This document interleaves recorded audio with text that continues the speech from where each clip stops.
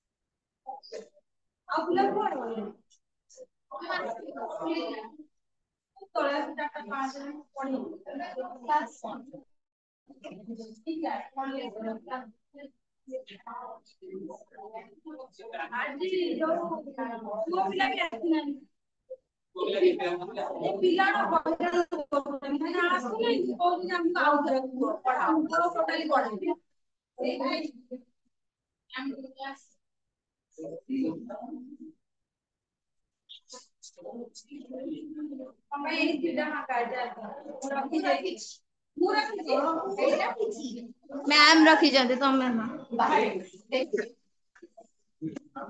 पाठ कौन होता आज पुओ पिला कौन खाइला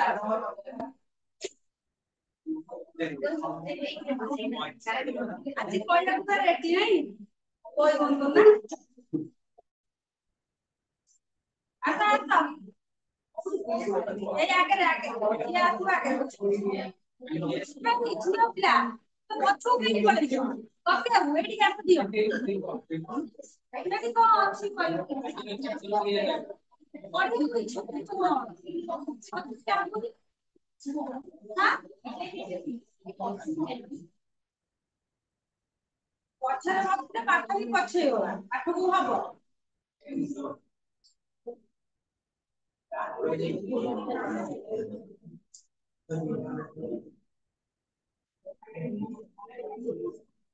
এই চোরা বহি বন্ধ কর আর ক্লাস তো মোবাইল দিয়ে কইলো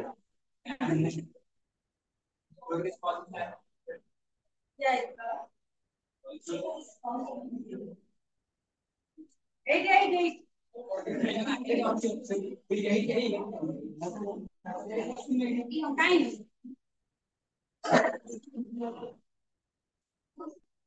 এই বন্ধ বন্ধ মাত্র মাত্র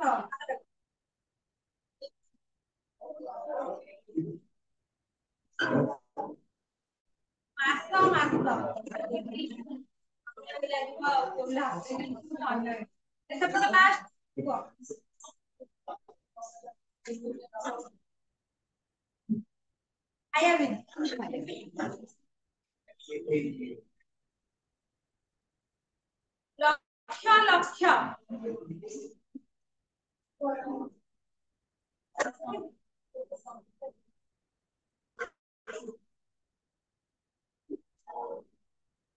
মত মত পড়ি গেছি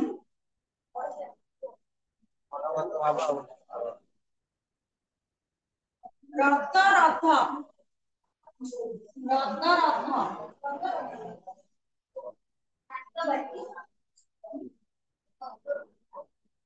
সড়ক সড়ক সকল সকল সকল সকল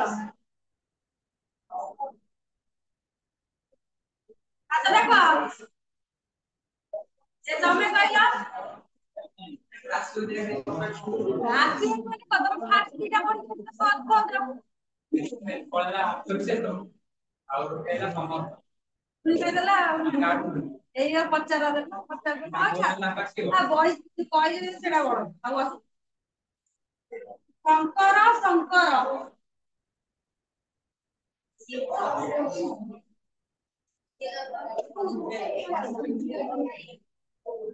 सप्त सप्त जेडी बॉय खोला अछि मते एउ देखा होउची देखि कि हम तमे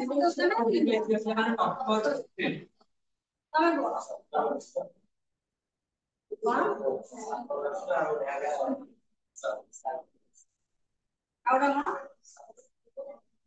ମୁଁ କହିଲି ସପ୍ତ ସପ୍ତ ଆପଣଙ୍କୁ ସାପ କରୁଛି ନା କଣ ତମେ सर सर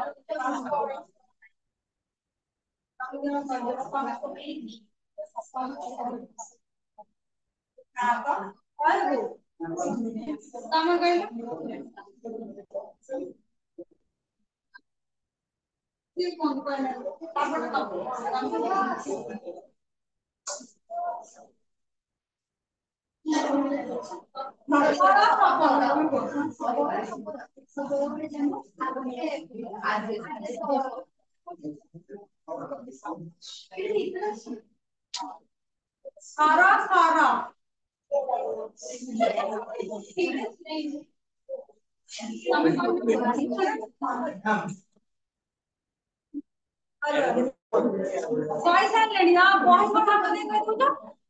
एइबा एंदी मते इके एइके देखि कहि दबो मु फोन पे देखि बोली कोन हबो तुम मन रे थिबा दरकार मु तो पचाछि कोन भाई कि तो परीक्षा रे फॉलो करियो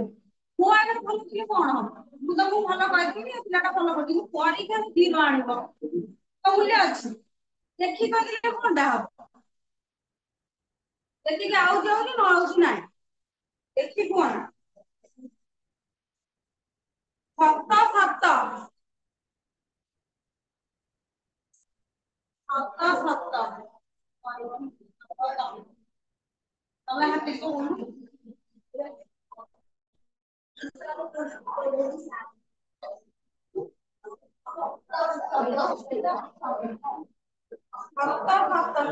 सप्त बोलते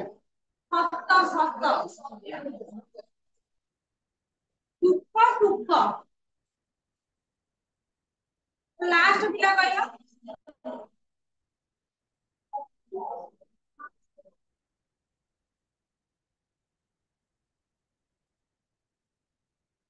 कोन तांका पाठ कहला कि आला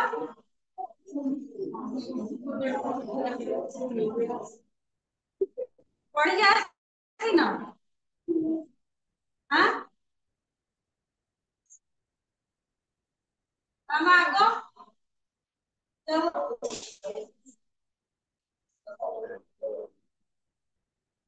यही कथाटा कहि जो मु कहि पानी आसी नथिली ये बोली मु आसी नथिली हाथ देखु नांदी मोर क्लास माने पाठटा दिया हेबो सेटा काई खुली गला आसी नथिली हम कथा मानु तो मु सुनिबी हां जानचो सांग ता पढियो ताकतिबो मंगलवार की बुधवार आइतिबो मैडम कोन देइछनी पाठ सेति को नाही के शांति पाइली मैडम कहि मैडम मु आसी नथिली तांका पाखो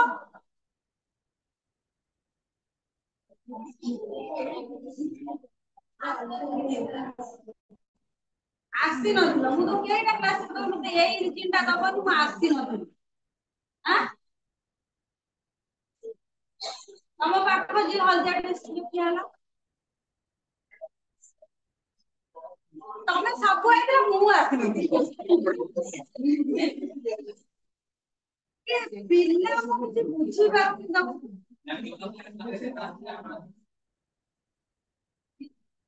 ଆସୁନ କଣ କ୍ଲାସ ଆସୁନ ଓ ପୂର୍ବ କ୍ଲାସରେ ଯେତିକି ପାଠ ପଢା ହେଲା କିମ୍ବା ଅଫିସର ସେତିକି ବୁଝିଛ ଓ ସାଙ୍ଗମାନଙ୍କୁ ପଚାରିଛ ସେତିକି କଣ ନାହିଁ ଯୋଉ ଗ୍ରୀନ କଲର ଅଛି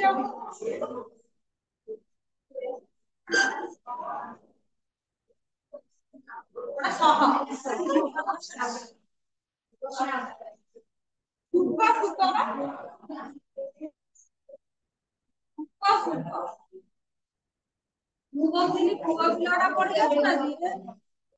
ମୋ ସେଇଟା ସରି ସେ ଚାଲିଛି ତାଙ୍କ ପାଖକୁ ତମେ ବସ ତମେ ସବୁ ଠିଆ ହେଇକି ତମେ କଣ କରୁଛ ଗୋଟା ଗୋଟା ଅଳ୍ପ ସମୟ ଆଉ ଗୋଟେ ପଛରେ ଯିବ ତାର ବସ ସବୁ ପଛରେ ରହିଛ ସବୁ ଦେଖି କହୁଛ ତମେ ଦେଖାଉନି ଆଉ ଦେଖା ବହି କେମିତି ଆଡେ ଦେଖି କହିଦଉଛ ସୁଚି ସୁଚି କୁହ ସୁଚି ସୁଚି କଣ ନା ସହଜଟା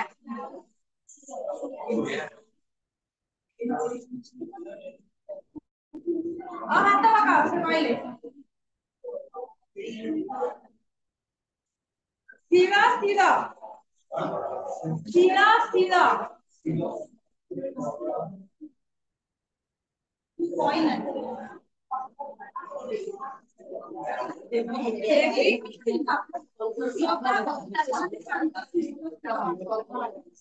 ଶ୍ରବଣ ଶ୍ରବଣ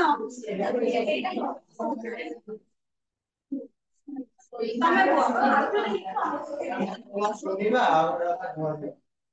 ଆଉ କଣ ସୁତ ସୁତ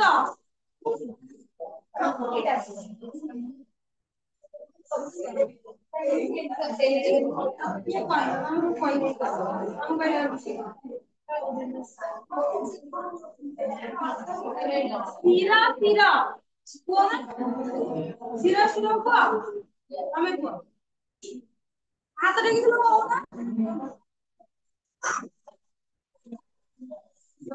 ଏଇ କହି ପଲା ହେଇଛି କଣ ଅଣ୍ଡେଇ ଦେଲେ ଲୋକ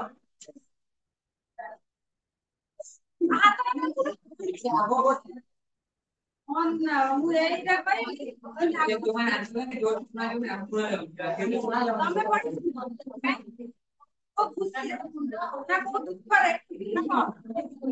ଯଦି କିଏ ପଢିଥିବ କିଏ ନ ପଢିଥିବ ପରୀକ୍ଷାରେ ଫେଲ ବି ଦୁଃଖରେ ପଢିଥିବ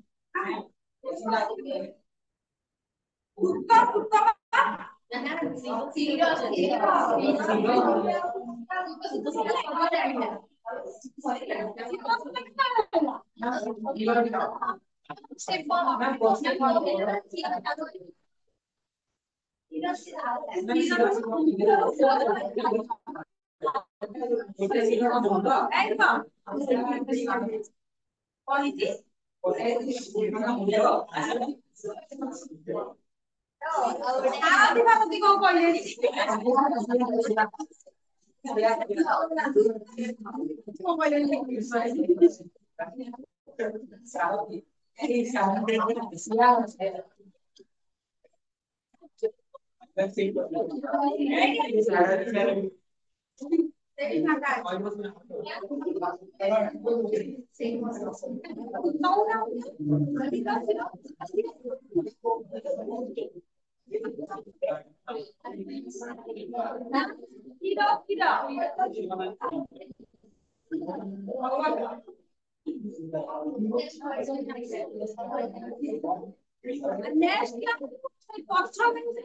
ବସିନଥିବ ମୁଁ ଆସିଲା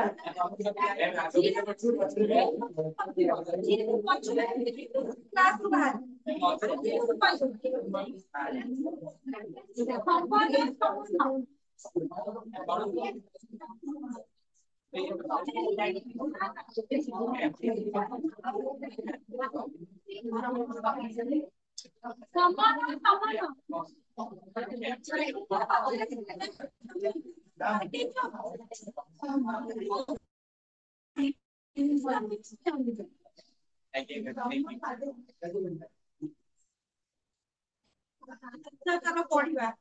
ଷଷ୍ଠୀ ଷଷ୍ଠୀ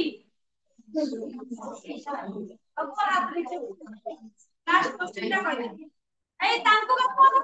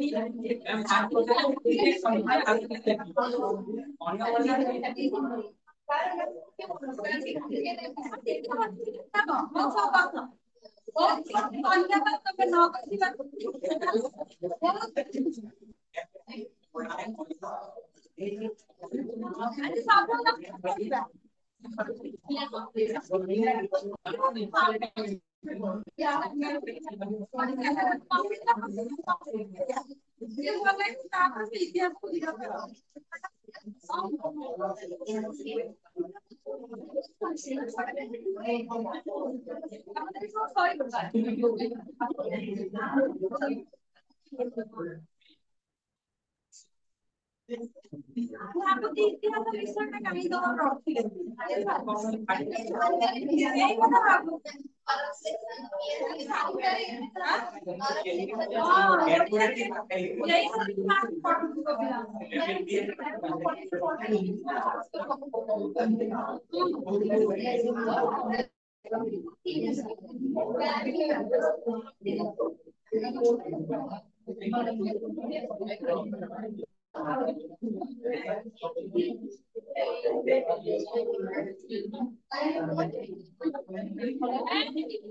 पार्टी चुप करो सभ्य जमीदार गप सभ्य जमीदार को लेखक किए फकीरमोहन सेनापति पर आपका गप की उपन्यास नहीं कौन उपन्यास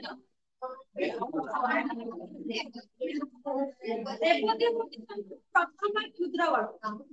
ओडिया साहित्य प्रथम क्षुद्र वर्ग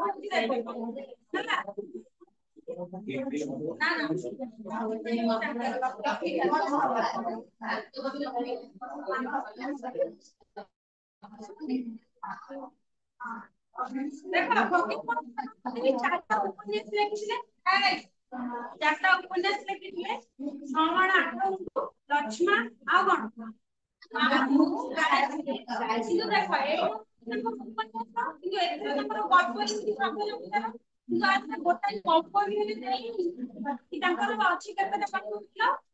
कोड़ीटा गल्प अच्छी कोड़ीटा गल्प से लिखिं गोटे अच्छी गल्प स्वल्प है गल्प स्वल्प दीटा गल्प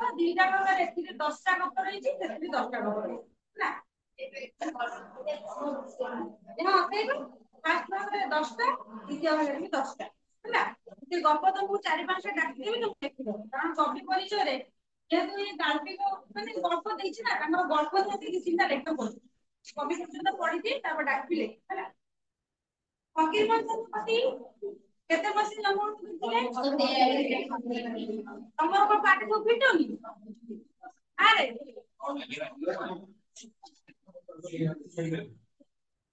1843 जन्म होइଥିଲେ आ मृत्युवरण कोठी जन्म करथिले हां बालेश्वर बा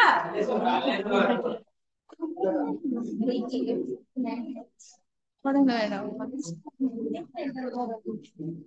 तो हो ना घर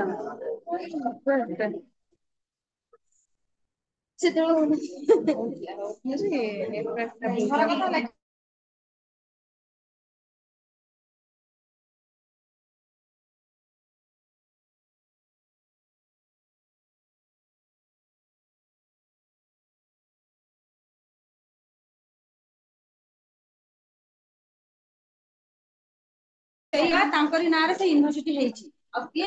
बालेश्वर जिल्ला रे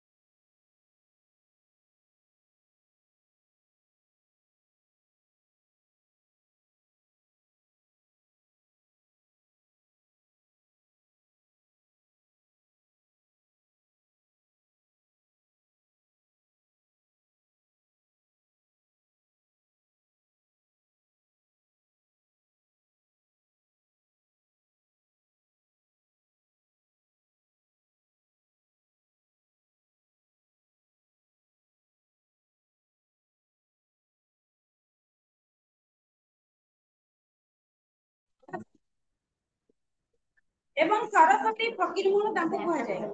अनुवाद पाठ्यपुस्तक भ्रमण वृत्तांत प्रबंध आत्मजीवनी आदि साहित्यर विभिन्न विभाग सह क्षुद्र गल्प कौन एबे कहली रेवती प्रथम क्षुद्र गल्प होची रेवती एटा मन रखियो। उपन्यास रचना क्षेत्र में से प्रतिभार अन्य शाखा प्रदान करि परिछथि। तांको रेवती होची ओडिया साहित्यर प्रथम क्षुद्र गल्प एटा अंडरलाइन कर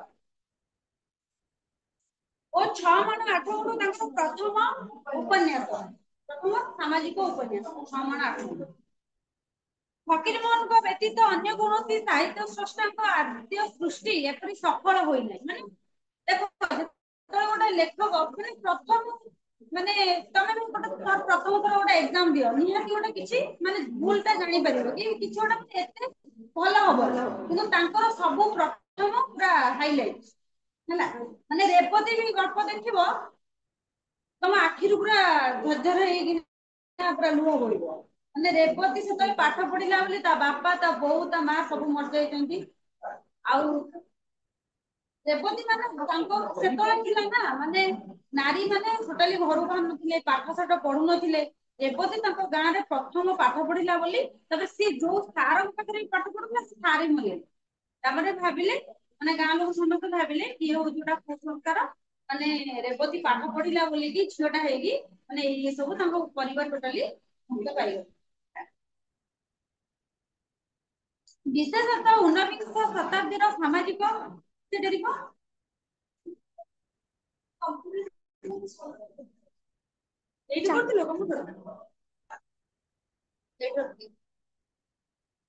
देखो शताब्दीर सामाजिक जीवन को नहीं से क्षुद्र गल्प गुड़िक रचना करछंती सेगुड़िक गल्प स्वल्प नाम दुई खंड ग्रंथर संकलित होई रहिछि माने तांकर जो 20टा गल्प अछि से 20टा गल्प गल्प स्वल्प नाम प्रथम भाग और द्वितीय भाग रे 10टा रहिछि ना आ कोन ना से क्षुद्र गल्प गुड़िक नारी शिक्षा प्रति आग्रह बाल्य विवाह कन्या सुना धार्मिक सठता महाजन जमीदार शोषण और इंग्राजी शिक्षा प्राप्त युवक युवती स्वेच्छाचार प्रति व्यंग और विद्रूप माने से कोन करछन्ती ना कागु सब नेगिनी तांको गप रचना करछन्ती हैला माने जेंती नारी शिक्षा प्रति करछन्ती तापर आ गोटा तांकर अछि माने जो धर्म भाव को माने ठकीबा हां गोटा धुलिया बाबा अछि आ गोटा मौना मौनी माने मौना मौनी बाबा हता जे से पूरा चुपचाप रहउथे कागो किछ कहउ नथिले तांका पाखु जी जीव से गोटा कागज रे लेखि कि ता मनस्कामनाटा पके देकि ना आसीबो किछि पैसा भी देकि ना आसीबो हैला माने एमिति सतोला समुद्र जे ठकान भी चालुला माने धुलिया बाबा भी गोटा गप देखिबो सेटा माने एथरे भी टीवी रे भी मोबाइल रे भी आस देखिबो धुलिया बाबा कोन करथिबे ना से खाली माने लोक को ठकुथिबे गोटा यज्ञ गुंड कर देथिबे ता तळे सब दिटा बसि जाइथिबे ता माने से यज्ञ गुंड भीतर सब साउंड करथिबे माने भीतरटा तळे पूरा अंडरग्राउंड रे हेतिबो साउंड करथिबे हटु लोक माने होते जा हो बाबा हमहु प्रसन्न हेले आ हला दिने कह होईची से माने से धुनी जळी जळी तळु गळी पछि दी जण लोक माने पोडीना मरि गले तबे सेबे ही सतटा बाहर बहुत बड़ गप अछि शॉर्ट कर दी बाल्य विवाह कन्या सुना आग काले जो थिला बाल्य विवाह मान छोट छोट छुआ को सब उडा लोक से बाहर करदोथिले तबे सतीदाह प्रथा भी थिला माने सेही जुई जे स्वामी जळा होथिबो तापरे स्त्री की लेकिनी जाळे देबे तापरे एई गोटा दउ देइची इंग्रजी शिक्षा प्राप्त युवक युवती स्वेच्छाचार प्रति व्यंग परिदुष्ट हुए कोन ना एटा होची तार उदाहरण होची सभ्य जमी हैला सभ्य जमीदार कोन जेतबळे माने गप पढिले जानबे एबे कहिदेले सजो सब देखो कथा वस्तुर वैचित्र्य सह चरित्र चित्रणर अपूर्व दक्षता फकीरमोहनकर निजस्व तांको रचना गुड़िक मध्यरे ईश्वरचंद्र विद्यासागर जीवन चरित्र रामायण महाभारत श्रीमद भगवत गीता उपनिषद रे ओडिया रे अनुवाद माने एई सब रामायण महाभारत सब ओडिया रे अनुवाद कर भारत वर्षर इतिहास व्याकरण आज्ञामाला आदि पाठ्यपुस्तक गल्प स्वल्प प्रथम भाग द्वितीय भाग 6 माण 8 गुंठु लक्ष्मण मामू प्रायश्चित ये होची तांकर उपन्यास बौद्धावतार ओडा होची पुष्पमाला उपहार अवसर बासरे धूली आदि काव्य कविता आत्मजीवन एवं किछि प्रबंध अन्यतम किंतु तांकर गोटाई गप भी देइनी गपटा लिखि दियो से बही रे पिथिले हो कि जाओ दी तीनटा लिखि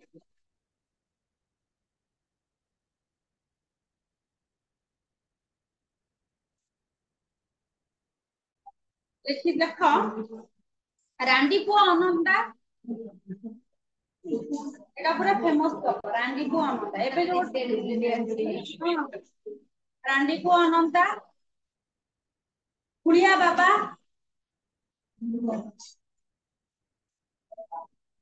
खुड़िया बाबा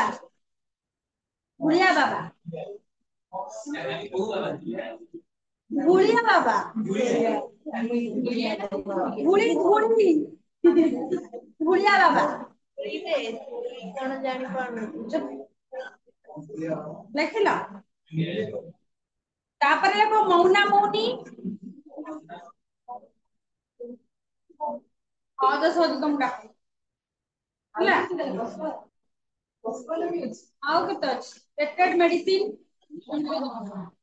पेटेड मेडिसिन आ गोटा अछि बालेश्वर राहाजनी आउ पुना बहु पाठोई बहु माधव महांती को बालेश्वर राहाजनी बालेश्वर पंगालुन पाठोई पाठोई बहु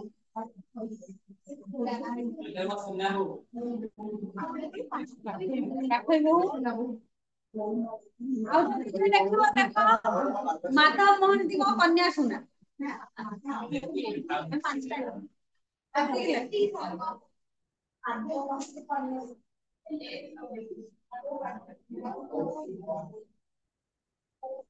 ତାପରେ ଦେଖ ଏତିକି ସେ ଯୋଉ ଗପ ଡାକିଲି ଗଳ୍ପ ଉପନ୍ୟାସ ନେକ୍ସଟ କ୍ଲାସରେ ପଚାରି ଦେଖ ଫକୀର ମୋହନ ସେନାପତିଙ୍କ ସଭ୍ୟ ଜମିଦାର ଗଳ୍ପ ହେଉଛି ଇଂରାଜୀ ଶିକ୍ଷା ପ୍ରାପ୍ତ ନବ୍ୟ ଶିକ୍ଷିତ ପ୍ରତି ଏକ ଅନାସ୍ଥା ଭାବ ଗଳ୍ପର ଆରମ୍ଭରେ ବାବୁ ବଳରାମ ବଳ ତାଙ୍କ ଗାଁର ଅନାଥ ପିଲା ଗୋପାଳକୁ ସାଙ୍ଗରେ ଧରି କଲିକତା ଆସିଛନ୍ତି ସେଠାରେ ଥିବା ତାଙ୍କ ବ୍ୟବସାୟ ଗତିରେ ଗୋପାଳ ବୋଲରିକ करे ଏବଂ ହଜିଥିବା ଆଗରି ମୋହର ପୁଟୁଳି ଦେଇ ମହାଜନ ବଳଙ୍କର ବିଶ୍ୱାସ ଭାଜନ ହୁଏ ରୋଷେଇଆ କାମ କିଛି ଦିନ କଲା ପରେ ବାବୁ ବଳରାମ ଗୋପାଳକୁ ତାଙ୍କ ବ୍ୟବସାୟର ଅଂଶୀଦାର କରିଛନ୍ତି କ୍ରମେ ଗୋପାଳ ହୁଏ ବାବୁ ଗୋପାଳ ଚନ୍ଦ୍ର ମହାପାତ୍ର ମାନେ ତାଙ୍କର ଗାଁ ହଉଛି କୋଉଠି ନା ଯାଜପୁରରେ କିଏ ନା ବାବୁ ବଳରାମ ବଳଙ୍କର ହେଲା ତାଙ୍କ ଗାଁ ହଉଛି ଯାଜପୁର ସେ କଣ ହେଇଛି ନା ଦିନେ ଯାଇଛନ୍ତି ଯୋଉ ଗାଁକୁ ଯାଇଛନ୍ତି ତାଙ୍କ ମାନେ ତାଙ୍କ ଜାତି ଭାଇର ଗୋଟେ ପୁଅ ହଉଛି କିଏ ନା ଗୋପାଳ ହେଲା ଗୋପାଳ ଗାଁରେ ବୁଲୁଥିଲା ତ ତାକୁ ମାନେ ତାର ବାପା ମା କେହି ନଥିଲେ ତାର କେହି ନଥିଲେ ଅନାଥ ହେଇ ବୁଲୁଥିଲା ଗୋଟେ ବଳରାମ ବଳ କହିଲେ ତୁ କାହିଁ ବୁଲୁଛୁ ତାକୁ ତାଙ୍କ ସାଙ୍ଗେ ଧରିକି ନେଇ ଆସିଲେ କୋଉଠିକି ନା କଲିକତାରେ ହେଲେ ସିଏ ଯୋଉଠି କାମ କରୁଛନ୍ତି ମାନେ ଗଦି ମାନେ ଯୋଉଟା ବ୍ୟବସାୟ କରୁଛି କି ବ୍ୟବସାୟ ନା ଧୂଆଁ ପତ୍ର ବ୍ୟବସାୟ କରୁଛନ୍ତି ହେଲା କି ସେଇ କମ୍ପାନୀରେ ତୁ କିଛି ଦିନ ମୋ ପାଖରେ ରହିବୁ ତାପରେ ବଡ ହେଲା ପରେ କାମ କରିବୁ ଆଉ ଏଇ ଯୋଉ ନିଶା ଟାଣନ୍ତିନି ସେଇଟା ଗୋପାଳ ପାଇଁ ମହାଜନ ଗାଁରେ ଗୋଟେ ଘର ତୋଳି ଦିଅନ୍ତି ବିବାହ କରାଇ ଦିଅନ୍ତି ଏବଂ ପରେ ତାକୁ ତାଲୁକ କିଣାଇ ଦିଅନ୍ତି ତାଲୁକ ମାନେ ଜମି କିଣାଇ ଦିଅନ୍ତି ହେଲା ମାନେ ଆସ୍ତେ ଆସ୍ତେ ଯେତେବେଳେ ଗୋପାଳ ମାନେ ବହୁତ ବିଶ୍ୱାସ ଭାଜନ ହେଲା ବଳରାମ ବଳଙ୍କର କଣ କଲେ ନା ତାକୁ ଘର କରିଦେଲେ ତାର ବାହାଘର କରିଦେଲେ ତାଙ୍କୁ ଜମିରେ ଗୋଟେ ମାନେ ଏତେ ତାକୁ ମାନେ ଧନ ରତ୍ନ ଦେଲେ ଯେ ସେ ପୁରା ଗାଁର ଜମିଦାର ହେଇଗଲା କିଏ ଗୋପାଳ ମାନେ ମହାଜନ ହେଲା ସେଠି ଗୋପାଳଙ୍କର ଏକ ମାସର ପୁଅ ରାଜୀବ ଲୋଚନ ଅବସରଙ୍କ ପାଖରେ ପାଠ ପଢୁଥିବା ବେଳେ ତାର ଦୁଷ୍ଟାମି ସମ୍ପର୍କରେ ସୂଚନା ଦିଅନ୍ତି ରାଜୀବଙ୍କର ମା ତାଙ୍କ ମା ନାଁ ହଉଛି ସାଆନ୍ତାଣୀ ହେଲା ବାବୁ ଗୋପାଳ ତେଣୁ ରାଜୀବଙ୍କୁ ସାଙ୍ଗରେ କଲିକତା ଆଣି ଇଂରାଜୀ ପାଠ ପଢାନ୍ତି ମାତ୍ର ରାଜୀବର ପାଠ ପଢା ପ୍ରତି କୌଣସି ଆଗ୍ରହ ନଥିଲେ ବି ବାବୁ ଗୋପାଳ ତାର ସୂଚନା ପାଆନ୍ତି ନାହିଁ କଣ ହେଇଛି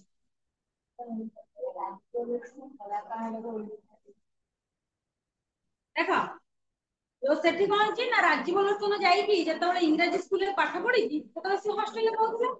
ସେ କଣ କରେ ନା ସବୁ ମାନେ ଖରାପ ଜାଗାକୁ ମାନେ ଫିଲ୍ମ ଦେଖିବାକୁ ଖରାପ ଜାଗାକୁ ଯାଏ ମଦ ଫଦ ପିଏ କିନ୍ତୁ ମାନେ ଗୋପାଳ ଜାଣିଥାଏ ଏଇ କିଏ ଗପୁଛ ଗୋପାଳ କିନ୍ତୁ ଜାଣିପାରେ ନା ଖାଲି ସେ ଯାଏ ମାନେ ବ୍ୟବସାୟରେ ଏତେ ବ୍ୟସ୍ତ ଥାଏ ଯେ ସେ କେବଳ ମାସକୁ ଥରେ ଯାଇ ତା ପୁଅକୁ ପଇସା ଦେଇ ଦେଇକି ପଳେଇ ଆସେ ଶନିପାତ ରୋଗରେ ହଠାତ୍ ଗୋପାଳର ମୃତ୍ୟୁ ଗଳ୍ପଟିର ମୋଡ ବଦଳାଇ ଦିଏ ମହାଜନ ବଳ ରାଜୀବ ଲୋଚନକୁ ଗଦିରେ ବସାଇ ତାର ଭବିଷ୍ୟତ ଗଢିବାକୁ ଚାହିଁଲେ ବି ରାଜୀବ ସେଠି ତାର ଅପାରଗତାର ପରିଚୟ ଦିଏ। ମାନେ ଯେତେବେଳେ ତା ବାପା ମରିଯାଇଛି ସିଏ ଆଉ କଣ କରୁଛି ନା କାହାକୁ ମାନିନି, ସବୁବେଳେ ସଭା ସମିତି ଯାଇଛି, ମଦ ପିଇଛି। ମାନେ ବଳରାମ ବଳ ଯେହେତୁ ତା ବାପାକୁ ମଣିଷ କରିଥିଲେ ନା, ସେ ଭାବିଲେ ତା ବାପା ଯେହେତୁ ମୋ ପାଖରେ ଛାଡିକି ଯାଇଛି ମୁଁ ତାକୁ ମଣିଷ କରିବି, କିନ୍ତୁ ସିଏ ତାଙ୍କ କଥା ମାନିନି। ବଳରାମ ବଳ କଣ କରୁଛନ୍ତି ତାକୁ ଗାଁକୁ ପଠେଇ ଫଳରେ ରାଜୀବ ଲୋଚନକୁ ଗାଁକୁ ପଠାଇ ଦିଅନ୍ତି ବାବୁ ବଳରାମ। ଗାଁକୁ ଯିବା ପରେ ରାଜୀବ ଲୋଚନ ଠାରେ ଇଂରାଜୀ ଶିକ୍ଷାର ଯେଉଁ କୁପ୍ରଭାବ ଦେଖିଥିଲେ ତାହା ତାଙ୍କ ପିତାଙ୍କ ମୃତ୍ୟୁର ଶୁଦ୍ଧି କାର୍ଯ୍ୟ ଠାରୁ ଆରମ୍ଭ କରି ଗାଁର ବେକାର ଯୁବକଙ୍କୁ କୁସଂସ୍କାର ଦୂର କରିବାର ଆହ୍ୱାନ ଏବଂ ନିଜର ବିବାହ ପାଇଁ କନ୍ୟା ନିର୍ବାଚନ ଏବଂ ବିବାହ ଆଦି କାର୍ଯ୍ୟରେ ପାରି ହୋଇପଡେ। ମାନେ ତା ବାପା ଯେତେବେଳେ ମରିଯାଇଛି ସେମାନେ ଏତେ ଇଂରାଜୀ ପାଠ ମାନେ ପଢା ହେଇକିନା ଏତେ ଯେ ହେଇଗଲା, କହିଲା କି ବାପା ମରିଛି କାନ୍ଦିବି କାହିଁକି, କାନ୍ଦିବାଟା ହଉଛି କୁସଂସ୍କାର, ଅସଭ୍ୟ। ଆଉ ଯୋଉ ସୁଧିକ୍ରିୟା ଟା ଆମର ଯେମିତି 10, 11 ସବୁ କରନ୍ତି ସେଇଟା କରିବା ବି କୁସଂସ୍କାର, ଅସଭ୍ୟ। ସେ କଣ କରିଛି ନା ତା ବାପା ନାଁରେ ଖାଲି ସଭା ସମିତିରେ ମାନେ ସବୁ କଣ କହିଛି ନା ବକ୍ତୃତା କରିଛି ହେଲା। ସେ କହିଛି କି ବାପା ତ ମରିଗଲା, ସେ ତ ଚାଲିଗଲା, ମୁଁ ଯଦି ଲୋକଙ୍କୁ ଖାଇବାକୁ ଦେବି କଣ ହେଇଯିବ, ମୁଁ ମେଡିକାଲରେ ନେଇ କିଛି ଦାନ କରିବି ଆଉ ସଭା ସମିତିରେ ମୋ ବାପା ନାଁରେ କିଛି ବକ୍ତୃତା ଦେବି, ସେଇଥିରେ ମୋ ବାପାର ଆତ୍ମା ଶାନ୍ତି ପାଇବ ହେଲା। ଶେଷରେ ପୁଅ ବୋହୂଙ୍କ ବ୍ୟବହାର ସହି ନ ପାରି ମା ସାଆନ୍ତାଣୀ ଘର ଛାଡିଛନ୍ତି। ରାଜୀବ ଲୋଚନ ତାଙ୍କ ପତ୍ନୀଙ୍କ ସହ ଆସାମ ଚାଲି ଯାଇ ଚାକିରି କରିଛନ୍ତି। ତାହା ହୋଇଛି ଗଳ୍ପଟିର କଥାବସ୍ତୁ। ଚାଲ ପଢିବା। ଚାଲ ଯିବା କୋଉଠିକି ନା କଲିକତା।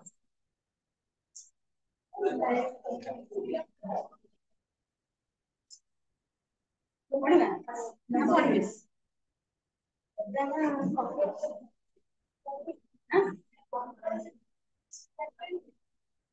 ଭଲ ବିଷୟ। ଦେଖ, ବାବୁ ବଳରାମ ବଳ କଲିକତାର ବଡ ବଜାରର ଜଣେ ଗଦିଆନ ମହାଜନ। ଗଦିଆନ ମହାଜନ ମାନେ ଜଣେ ଜଣାଶୁଣା ମହାଜନ। ମାନେ ଦେଖ ଏଇଠି ମାର୍କେଟରେ ଗୋଟେ ତାଙ୍କର ପୁରା ବଡ ଦୋକାନ, ମାନେ ତାଙ୍କୁ ସମସ୍ତେ ମାନେ ମାନନ୍ତି ବା ସେ ବହୁତ ଜଣାଶୁଣା ହେଲା। ଉତ୍କଳର ସମସ୍ତ ବେପାରଙ୍କର ଦଣ୍ଡିଦାର। ମାନେ ତାଙ୍କ ଦୋକାନ ଟା ହଉଛି କଲିକତାରେ, କିନ୍ତୁ ଉତ୍କଳରେ ଯେତେ ଲୋକ ଯାଆନ୍ତି, ମାନେ ଯେତେ ଲୋକଙ୍କର ସବୁ ଧୂଆଁ ପତ୍ର ଆଣନ୍ତି ସବୁ ତାଙ୍କ ଦୋକାନରୁ ହିଁ ଆଣନ୍ତି। ସିଏ ହଉଛନ୍ତି ଦଣ୍ଡିଦାର। ମାନେ କଣ ନା ମୁଖ୍ୟ, ବ୍ୟବସାୟର ମୁଖ୍ୟ ଦଣ୍ଡିଦାର ହେଲା। ସମସ୍ତ ମାଲ ଆମଦାନୀ ରପ୍ତାନି ତାଙ୍କ ହାତ ବାଟେ ହେଉଥିଲା। ମାନେ କଣ ନା ଯୋଉ ସିଏ କଣ ଚାଷ କରୁଥିଲେ, ସିଏ ଦଉଥିଲେ ନା ନାଇଁ, ସେ ଜିନିଷ ମାନେ ଆଣିବା ଆଉ ଦବା ତାଙ୍କ ହାତ ବାଟେ କାରବାର ହଉଥିଲା। ଲକ୍ଷ ଲକ୍ଷ ଟଙ୍କାର କାରବାର। 1.5 ବର୍ଷ ତଳର କଥା। ରେଳ ନାମ ତ କେହି ଶୁଣି ନଥିଲେ, ଷ୍ଟିମର ମଧ୍ୟ ଚଳୁ ନଥିଲା ହେଲା। ଷ୍ଟିମର ହଉଛି କଣ କହିଲ, ନା ନା ଏଇ ଯୋଉ ଭଟ ଭଟ ହେଇକିନା ଚାଲେ, ଏମିତି ଚାଲୁଥିବ ତା ପଛପଟେ ଧୂଆଁ ବାହାରୁଥିବ ପଟ ପଟ ହେଇକିନା ଯାଉଥିବ। ଏମିତି ଯୋଉ କଣ ତ ଏଟା ଭୁଟ ଭୁଟି ନା କଣ ସେଟା ପାଣିରେ ଚାଲେ, ପାଣିରେ ଚାଲେ, ପାଣିରେ ପାଣିରେ ଚାଲେ ନା। ସେ ଦେଖିନ ଯୋଉ ତା ଦେହରେ ଏମିତି ମାନେ ଯୋଉ ସେ ଯେତେବେଳେ ଷ୍ଟାର୍ଟ ହବ ସେତେବେଳେ ପୁରା ଭଟ ଭଟ ସାଉଣ୍ଡ ହବ, ତା ପଛପଟୁ ଏମିତି ଧୂଆଁ ବାହାରୁଥିବ, ସେଇଟା କୁହନ୍ତି ଷ୍ଟିମର ହେଲା। ଦେଖ ବାଲେଶ୍ୱର ଜାହାଜ ମାଲ ଆମଦାନୀ ରପ୍ତାନୀ ହଉଥିଲା। ମାନେ ସେତେବେଳେ ମାନେ ଟ୍ରେନ ନଥିଲା ବା ଷ୍ଟିମର ବି ନଥିଲା, କୋଉଥିରେ ନା ବାଲେଶ୍ୱର ଜାହାଜରେ ବାଲେଶ୍ୱର ଜାହାଜରେ ମାଲ ଆମଦାନୀ ରପ୍ତାନୀ ହଉଥିଲା। ମାନେ ବାଲେଶ୍ୱର ମାନେ କଲିକତାରୁ ଜାହାଜରେ କୋଉଠିକି ଆସେ ନା ବାଲେଶ୍ୱରକୁ ଆସେ ଧୂଆଁ ପତ୍ର। ସେ ବାଲେଶ୍ୱରରୁ ଉତ୍କଳରେ ଯେତେ ସବୁ ଦୋକାନ ସେଉଠୁ ଯାଇକି ବାଲେଶ୍ୱରରୁ ଜିନିଷ ଆଣନ୍ତି, ମାନେ ଧୂଆଁ ପତ୍ର ହେଲା। କଲିକତାର ଆମଦାନୀ ମାଲ ମଧ୍ୟରେ ଧୂଆଁ ପତ୍ର ହଉଛି ପ୍ରଧାନ। କଲିକତାରୁ ମାଲ ଆସି ବାଲେଶ୍ୱର ବନ୍ଦରରେ ଜାହାଜରୁ ଘାଟ ହୁଏ। ମାନେ ଆସିକିନି ଯୋଉ କଲିକତାରୁ ଆସିକିନି ଜାହାଜରେ ମାନେ ବାଲେଶ୍ୱର କୂଳରେ ଲାଗେ, ସେଉଠୁ ଲୋକ ସବୁ ସେଇ ଜାହାଜରୁ ଯିଏ ସବୁ ଦୋକାନୀ ମାନେ ଯାଇକି ଆଣନ୍ତି। ସେ ସ୍ଥାନରୁ ଶଗଡରେ ସମସ୍ତ ଉତ୍କଳକୁ ଚାଲାଣ ହୁଏ। ସେତେବେଳେ ତ ବେଶୀ ଗାଡି ଫାଡି ନଥିଲା, ଶଗଡରେ ଲୋକମାନେ ଯାଉଥିଲେ ହେଲା। ସେ ଶଗଡରେ ଯାଇକି ଉତ୍କଳର ସବୁ ଲୋକମାନେ ଯାଇକି ଧୂଆଁ ପତ୍ର ଆଣନ୍ତି। ଏଥିପାଇଁ ସମସ୍ତ ଉତ୍କଳରେ କଲିକତିଆ ଧୂଆଁ ପତ୍ରର ନାମ ବାଲେଶ୍ୱର। ମାନେ ଆମେ ସିନା ଜାଣିଛୁ ପଢିଲୁ ବୋଲି କି ବାଲେଶ୍ୱର ଲୋକ ଜାଣିଥିବେ କି କଲିକତାରୁ ଆଉଛି ଧୂଆଁପତ୍ର, କିନ୍ତୁ ଉତ୍କଳରେ ଯୋଉମାନେ ସବୁ ମାନେ ଯୋଉ ବେପାରୀ ମାନେ ଆସୁଥିବେ ସେ ଭାବୁଥିବେ କଣ ଆମେ ବାଲେଶ୍ୱର ଯାଉଛୁ ଧୂଆଁପତ୍ର ଆଣିବା ପାଇଁ, ସେଥିପାଇଁ ତା ନାଁ ହଉଛି ବାଲେଶ୍ୱରୀ ଧୂଆଁପତ୍ର, ଯେହେତୁ ସେଇ ବାଲେଶ୍ୱରରୁ ଆଣୁ। ହେଲେ ବାଲେଶ୍ୱରୀ ଲୋକ ଧୂଆଁପତ୍ର ଗଛ ବି କେବେ ଦେଖିନଥିବେ, କାରଣ ବାଲେଶ୍ୱରୀ ଧୂଆଁପତ୍ର କିଏ ନା, କାରଣ ଯୋଉମାନେ ସବୁ ବିକ୍ରି କରନ୍ତି ସେମାନେ ଯାହା ବଡରେ ନା, ସେଠିକାର ଲୋକମାନେ କୋଉଠୁ କରିବେ? ଧୂଆଁପତ୍ର କାରବାର ବଡ କଠିନ। ଆଉ କଣ ଯେମିତି ମାନେ ଯୋଉ ଦେଖିଥିବ ନ୍ୟୁଜ ଫ୍ୟୁଜରେ କେତେ ଦେଖୁଥିବ ଗୋଟା ଗୋଟା କେତେ ସେଇ ଯୋଉ ପହଞ୍ଚେଇ ଯାଏ ଟ୍ରକ୍ ଯାଉଥିବ ସେ ଧରା ପଡିକିନା ପୁରା ସିଜ ହେଇଥିବ ନାଇଁ। ନିଶା ଦ୍ରବ୍ୟ ଘୋଡା ଚଢେ ମହାଜନ କଥା ପଦକେ ଘାସ କାଟେ ଘାସ କଟା ଘୋଡା ଚଢେ, ମାନେ ଏଠି ଗୋଟେ ସେ ରୁଢି ଦେଇଛନ୍ତି, ମାନେ ରୁଢି ଗୋଟା ବ୍ୟବହାର କରୁଛନ୍ତି କଣ ନା ଯିଏ ନିଶା କାରବାର କରେ ଯେତେବେଳେ ମାନେ କୋଟିପତି ହେଇଯିବ ତ କେତେବେଳେ ଘାସ କାଟିବ, ମାନେ ଯେତେବେଳେ ଧରା ପଡିନଥିବ ସେତେବେଳେ କୋଟିପତି ହେଇଯିବ, ଯେତେବେଳେ ସେ ଧରା ପଡିଯିବ ସେତେବେଳେ ଟୋଟାଲି ତା ପଇସା ପତ୍ର ସବୁ ନଉଯିବ। ସେ କଥା ସେ କହିଛନ୍ତି ମହାଜନ ବି ଘାସ କାଟିବ ଏଇଠି। ମହାଜନ ବୋଲନ୍ତି ଦୋକ୍ତା କାରବାର ଆଉ ଗୋଖର ସାପ ଖେଳାଇବା ଏକା କଥା। ଦୋକ୍ତା ହଉଛି କଣ ନିଶା ଦ୍ରବ୍ୟ ହେଲା, ମାନେ ନିଶା ଦ୍ରବ୍ୟ କାରବାର ଟା ଯେତେ କଠିନ କେତେ କଠିନ ନା ଗୋଖର ସାପ ଖେଳେଇବା ଯେତେ କଷ୍ଟ ନିଶା କାରବାର କରିବା ସେତିକି କଷ୍ଟ ହେଲା। ସାପ ବାସନା ରଙ୍ଗରେ ମାଲ ସମାନ ସେହି ମାଲ ମଣହ 20 ତ ସେହି ମାଲ ମଣହ 40। ମଣହ ମାନେ ଆମେ ଯେମିତି ଏବେ କହୁଛେ ଗୋଟେ କିଲୋ କି 500, ସେତେବେଳେ ସେମିତି ଥିଲା ମଣ ହେଲା, କିଲୋ 500 ନଥିଲା ମଣହ ଥିଲା। ହଁ ମହଣ ହେଲା, କଣ କଲେ ନା ସିଏ କହୁଛନ୍ତି ମାନେ ଦେଖ କି ମାନେ ଆମ ମାର୍କେଟରେ ଡ୍ରେସ ସବୁଆଡେ ଅଛି କି ଆଳୁ ସବୁଆଡେ ଅଛି, କିନ୍ତୁ ଆଳୁଟା କଣ ସବୁଆଡେ ସମାନ ଦେଖିବାକୁ, କିନ୍ତୁ କୋଉଠି ରେଟ୍ ଏଠି 5 ଟଙ୍କା ଅଧିକ ହେଇଥିବ ତ କୋଉଠି 5 ଟଙ୍କା କମ ହେଇଥିବ। ସେ କହୁଛନ୍ତି ସେଇ ମାଲ 20 ତ ସେଇ ମାଲ ମଣହ 40 ଟଙ୍କା। ହଁ ଓଲଟା ହେଇଯାଉଛି। ଚିହ୍ନରା ଦଣ୍ଡିଦାର ନଦେଇ ଲୋକେ ଧୂଆଁପତ୍ର କିଣିବାକୁ ଘଷନ୍ତି ନାହିଁ, ମାନେ ଯଦି ଚିହ୍ନା ଲୋକ ହେଇଥିବେ ତାଠାରୁ କିଣିଲେ ମାନେ ସେ କମ ପଇସାରେ ଦେଇଦବ, କିନ୍ତୁ ଯଦି ମାନେ ଅଚିହ୍ନା ଲୋକ ହେଇଥିବ ସେ 20 ଟଙ୍କା ଜାଗାରେ ସେ ତମ ଠାରୁ 40 ଟଙ୍କା ନବ। ତାପରେ ଲୋକ ତ ଯାହା ବି ହେଲେ ଆଣିବାକୁ ପଡିବ ନା, ସେ 20 ନିଅନ୍ତୁ କି 40 ନିଅନ୍ତୁ। ବଳରାମ ବଳ ଚିହ୍ନର ଏଥିପାଇଁ ଓଡିଶାରେ ତାଙ୍କ ନାମ ଡାକ।